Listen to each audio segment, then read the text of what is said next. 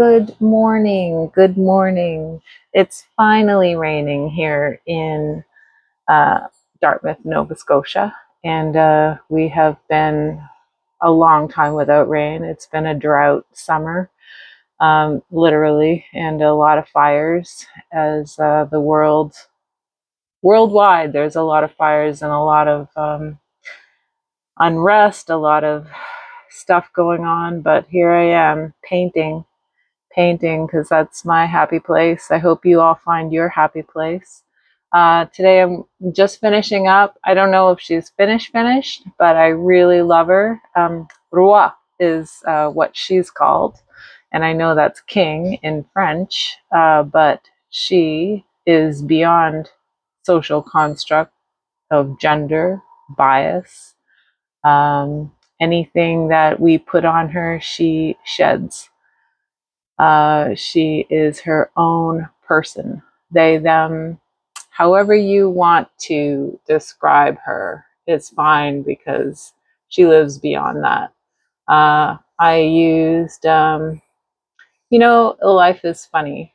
I think I was thinking a lot. I'm working on a little collaboration with another artist right now.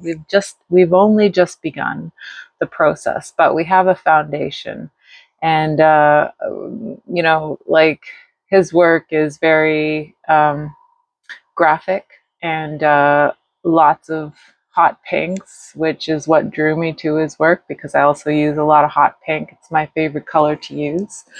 But we had a couple meetings about our work, and we came up with a basic plan. And so I've been trying to create work with that in mind, not directly related or really confining myself to any rules and regulations, because that'll just make me not want to do anything. But I think that, um, keeping a color palette in mind, and my icon is the crow or the raven, that family of corvid. I almost said COVID. We don't want that again.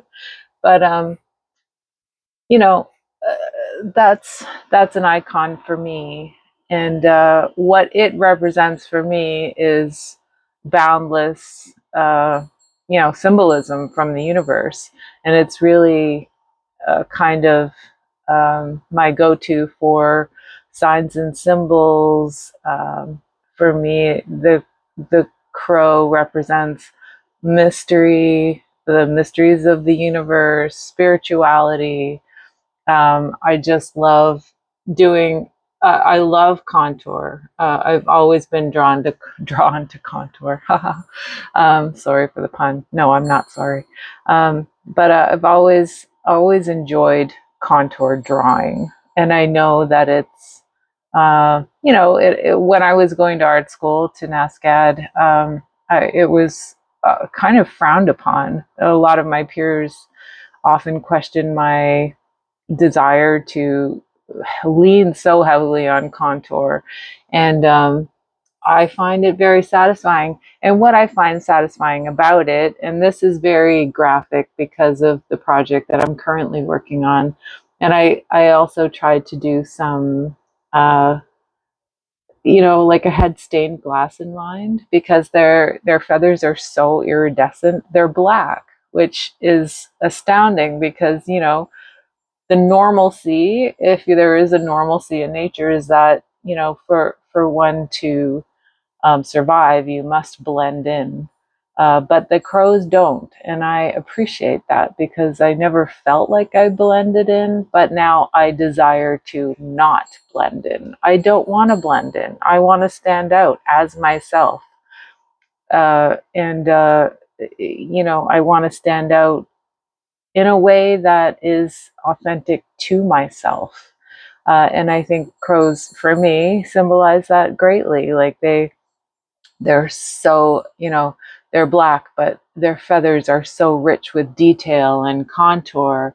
And normally when I do my crows, I use a dip pen and ink, insoluble ink, um, and the using those materials creates havoc, a kind of havoc, a kind of happenstance in creating your line. They're not always perfect, and I don't want them to be perfect. The canvas is bumpy. The pen sticks sometimes and causes splatter. I love those elements because that's synchronicity. There's beauty in the mistakes.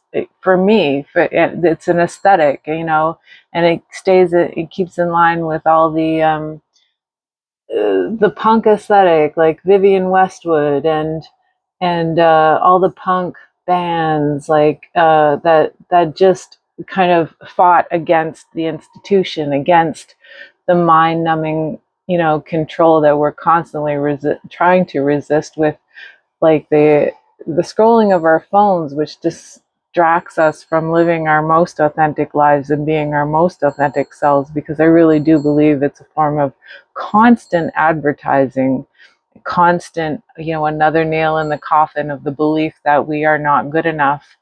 And the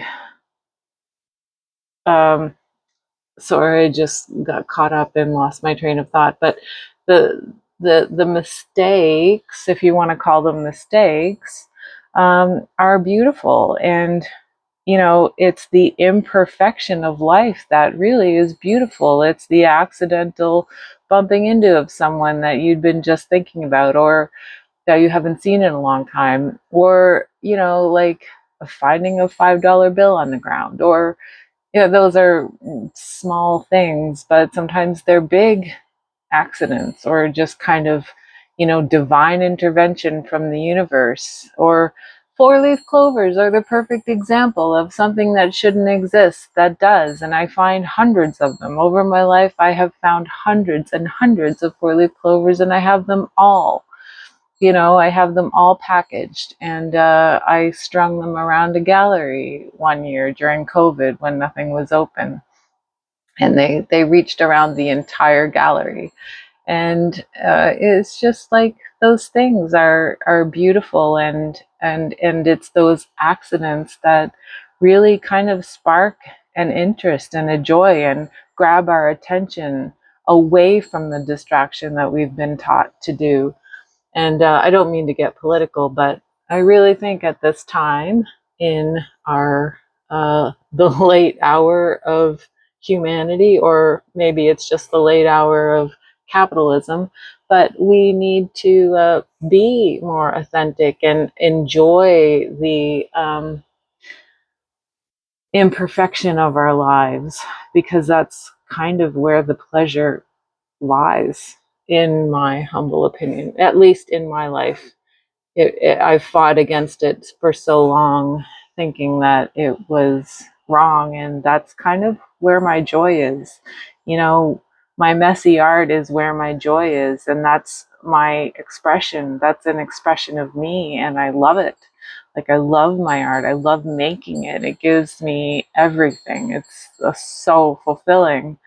And I hid away for so long, and now I'm just kind of playing and enjoying myself, and it's everything. It's everything. I am living.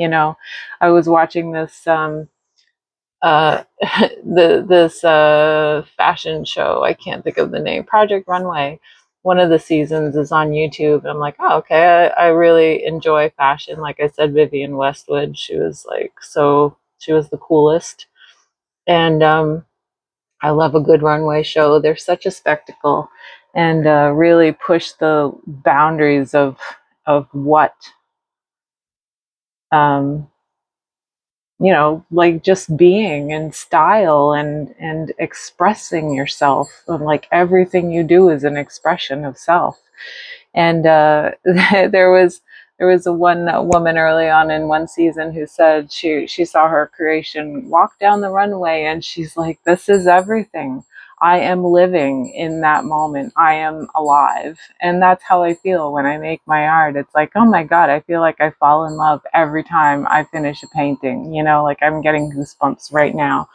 So I just wanted to share what I'm working on, and the little thing that happened is he was talking about, we were talking about color palettes and painting and different artists and that we enjoy, and he mentioned charcoal. Look at this. This is I bought this in can you see it on screen, in when I was an art student in the 90s, and I hung on to it all these years, and now I'm bringing it out because he was talking about enjoying using charcoal and sketching, and I haven't done that in a very long time, and I love a thick black line. Like I tried paint markers and I tried paint uh, and like I've tried different ways to get a thick black line, because I am playing with the idea of the icon, and using an icon in your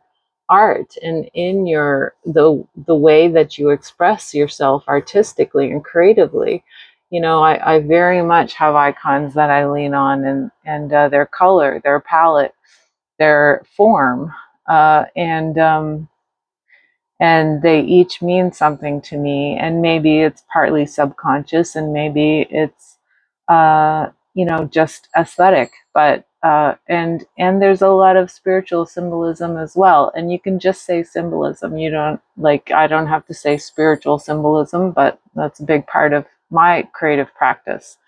So I was just thinking about that a lot, and then I drug it, like I've been trying to declutter, because um, it's important to get a fresh aspect on your living quarters. I don't know how to say that, but so I was thinking a lot about just getting rid of some old stuff, and I hang on to stuff for years. And I was going through old sketchbooks, and there's a whole slew of me working with charcoal and paint, and how, like, I used to love how you'd make some marks with charcoal and then you'd paint around it, around the perimeter of the marks, and you get this delicious, I think I've covered most of them up, but this delicious um, way that the charcoal kind of blends in. I don't know if you can see that on screen, but it blends in with the paint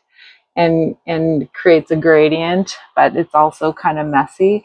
And I just think it's delicious. I love it so much. And sometimes when I do those marks, or did those marks, and while doing this again today, um, it makes me like almost salivate. I love it so much. Like, it's so delicious to me. It's just so, I don't know the word, but satisfying, fulfilling. It's like that person, that fashion designer said in the show, I am living. Like, when I do this stuff, I am living. And I get down on myself because I'm such an introvert. I can't do people a lot. I get overwhelmed and need downtime. But in this, I am alive, and in this, like when I'm creating, it's living. So don't get down on yourself if you can't do something. Do something else. Do something where you feel like you're living. That's my thought of the day, I guess. I don't know why. I just thought I would share what I'm working on and how it's making me feel. And I'm really happy it's raining. I hope none of you are suffering through a forest fire right now. It's been a really dry, crispy summer. I hope you're all doing well and staying safe.